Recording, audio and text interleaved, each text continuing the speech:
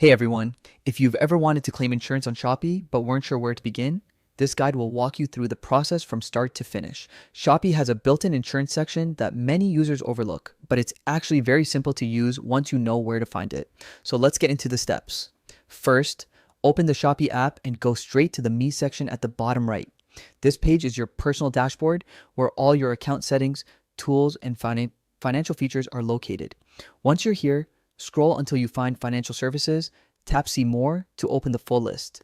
Inside this section, you'll see different Shopee financial products. Look for the Explore button under Insurance and tap it.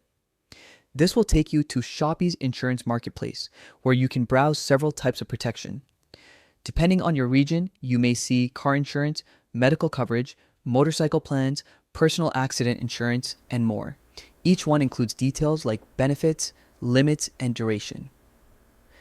For this tutorial, let's use the free personal accident insurance as an example because it's easy to redeem and doesn't require payment.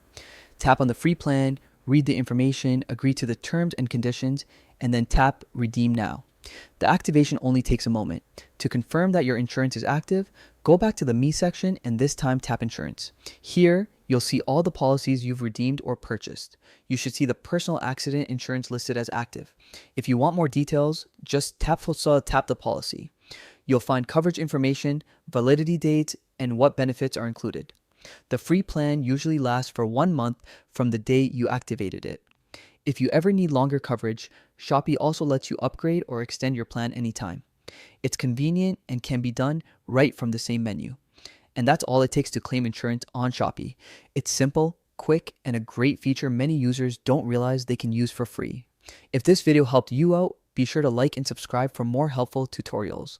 Thanks for watching, and I'll see you in the next one.